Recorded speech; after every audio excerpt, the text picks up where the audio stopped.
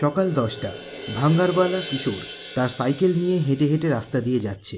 আরে টিনা লোহা খাতা বই কাগজ, পুরনো বই খাতা টিন ভাঙা লোহা ভাঙা বিক্রি করবেন, বাড়ির পুরনো জিনিসপত্র বিক্রি করুন। টিনা লোহা খাতা বই কাগজ। এক বুড়ি এসে ব্যাগে করে কিশোরের হাতে কিছু জিনিসপত্র দিয়ে যায়, আর তার বদলে কিশোর তাকে কিছু টাকা দেয়। তারপর কিশোর আবার যাত্রা শুরু করে। কিছুটা দূরে হাতে ব্যাগ নিয়ে দাঁড়িয়ে থাকে কমলা। ও ভাই, এদিকে এসো তো ভাই একবার। আমার এই কটা পুরনো জিনিসপত্র আছে, একটু নিয়ে যাও দেখি। হ্যাঁ দিদি যাই। আরে নেবো বলেই তো এদিকে ওদিকে ঘুরছি নাকি। আচ্ছা দাও দেখি। জিনিসগুলো নিয়ে কিশোর কমলাকে 100 টাকা দেয়। এ কি গো ভাই, এই এতগুলো মালের দাম মাত্র 100 টাকা? ভাঙাচোরা বলে কি এর কোনো মান সম্মান নেই নাকি গো? 200 টাকার নিচে 1 টাকা কম দিলেও আমি এই মাল বেচবো না, বলে দিলাম। আরে কি বলছো দিদি, 200 টাকা আমি দিতে পারবো না, তাহলে তো আমার লাভই হবে না। তখনই পাশ থেকে কমলার বাড়ির টিয়া পাখিটি বলে ওঠে,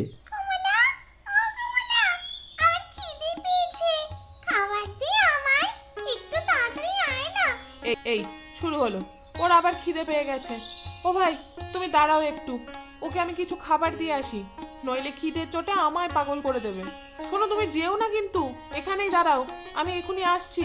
কমলা চলে যায় টিয়া পাখিকে খাবার দিতে, আর কিশোর টিয়া পাখিকে দেখে বলে, আরে বাস, কি সুন্দর কথা বলছে পাখিটা। এমন পাখি তো সহজে দেখতে পাওয়া যায় না। এটাকে কোনোভাবে এখান থেকে নিয়ে যেতে পারলে অনেক ভালো দামে বিক্রি করতে পারবো মাইরি। কমলা আবার ফিরে আসে কিশোরের কাছে। ও দিদি, বলি অমন টিয়া পাখি কোথা থেকে পেলে বলো তো? কেন, তোমার জেনে কি হবে? ও কি জানে নাকি এই পাখিটা কাদের? এই তো নিজে থেকে কিছুদিন আগে উড়ে এলো আমাদের বাড়ি। তাহলে এত যত্ন নেওয়া কি সব বেকার হয়ে যাবে? আরে না না দিদি, সেরকম কিছু না। পাখিটা কি সুন্দর কথা বলতে পারে, অবিকল মানুষের মতো।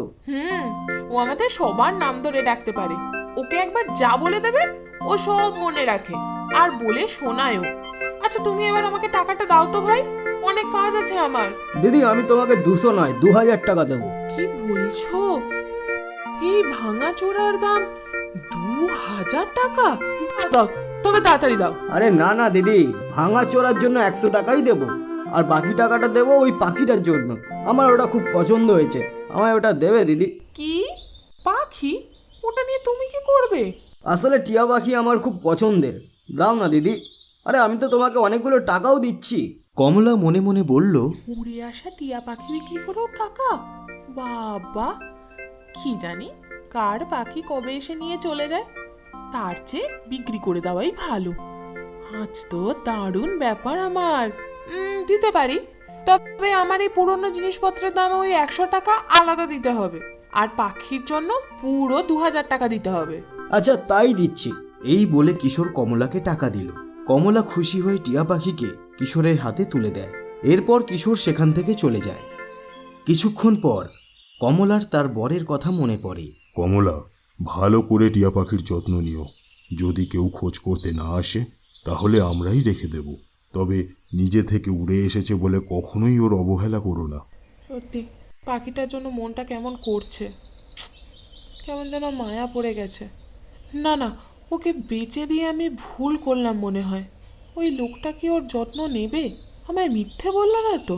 না না, আমাকে টিয়া পাখিটা ফিরিয়ে আনতে হবে। এই বলে কমলা কিশোরকে খুঁজতে বেরিয়ে পড়ে। কমলা রাস্তা দিয়ে এগিয়ে যেতে থাকে। কিছুক্ষণ পর একটা বাজারে সে কিশোর আর টিয়া পাখিটিকে দেখতে পায়। কমলা দেখে কিশোর এক দোকানদারকে বলছে, কি দাদা, দেখছেন তো কেমন কথা বলছে আমার টিয়া পাখিটা? আচ্ছা বলুন তো কত টাকা দেবেন ওর জন্য? 2000 টাকা দেব। ধর পাগল নাকি, 5000-এর নিচে আমি বিক্রিই করবো না।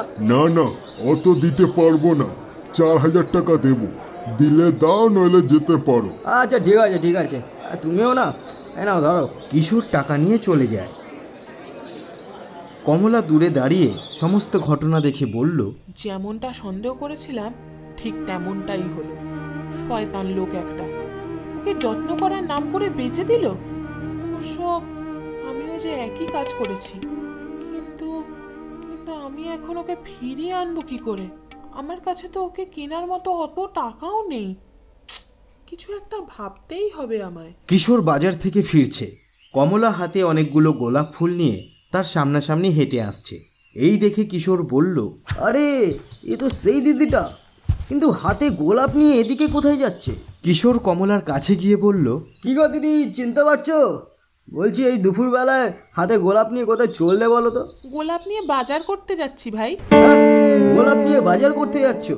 মানেটা বুঝলাম না ঠিক। এই এক একটা গোলাপ আমি এক একটা দোকানদারদের দেব, আর ওরা আমাকে ফ্রিতে সব দিয়ে দেবে। এই গোলাপ হলো জাদুর গোলাপ, দেখতে সাধারণ গোলাপ কিন্তু এর কামাল দারুণ। তোমার বিশ্বাস না হলে তুমি আমার সাথে এসে দেখতে পারো। কিশোর কমলার সঙ্গে যায়। কমলা একটি সবজির দোকানে গিয়ে বলল, দিন দাদা, আমাকে 4 কিলো আলু, 2টো লাউ, আর 1 কেজি পটল দিন। আপনার 200 টাকা হয়েছে। এই নিন। বাহ, কি সুন্দর গোলাপ! কাল আবার এসো কিন্তু। এ কি, গোলাপ পেতেই আর টাকা চাইলো না? তবে কি বলেছিলাম আমি? এরপর কমলা মাছের দোকানে গিয়ে বলে, দাদা বলছি সবচেয়ে বড় কাতলাটা আমায় দিন। মাছওয়ালা কমলাকে বড় কাতলাটা দেয়। কমলাও তাকে একটি গোলাপ দেয়। সেও খুশি হয়ে বলল, আহা, কি সুন্দর। আচ্ছা, তুমি রোজ এসে একটা করে গোলাপ আমাকে দিয়ে যেও। আমি তোমার জন্য সব থেকে বড় কাতলা মাছটা রেখে দেবো, কেমন? এরপর কিশোর একটু দূরে গিয়ে কমলাকে জিজ্ঞেস করলো, আচ্ছা দিদি, এই গোলাপ তুমি কোথায় পেলে বলো তো? সে না হয় তোমায় নাই বা বললাম। আমাকে দাও না এই গোলাপগুলো, তার বদলে আমি তোমাকে অনেকগুলো টাকা দেবো। অনেকগুলো টাকা? তা কত দেবে শুনি? পুরো 1000 টাকা। কি, অত কমে আমি দেব না, পুরো 4000 দিতে হবে। কিশোর মনে মনে ভাবে, 4000 টাকা দিলে আমি আরো কত জিনিস পেয়ে যাবো। এই ফুলগুলো পেলেই সব কিছু এমনিতেই পেয়ে যাবো, আর তখন কোনো টাকাই লাগবে না আমার। আরে রাজা হয়ে যাব আমি, রাজা। ঠিক আছে, নাও 4000 টাকা। কিশোরের থেকে টাকাটা নিয়ে কমলা সেই দোকানে যায় এবং দোকান থেকে সেই টিয়া পাখিটিকে ছাড়িয়ে নিয়ে নিজের বাড়িতে ফিরে আসে। সবই বুঝলাম। তোমার নিজে থেকেই সুবুদ্ধি হয়েছে, তাতেই আমি খুশি।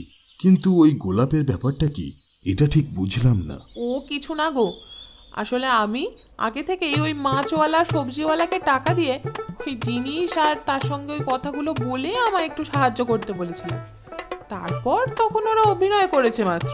তবে ওই ভাঙ্গারওয়ালার অবস্থা এখন কি? কি আবার, জিনিস কিনে গোলাপ দেওয়ার পর লোকজন ওকেই ধরে ভাঙাচোরা করবে। ওই দেখো, ও আমাকে মা বলে ডাকছে। আমায় তুই ক্ষমা করিস রে, এখন থেকে তুই আমাদের কাছেই থাকিস, কেমন?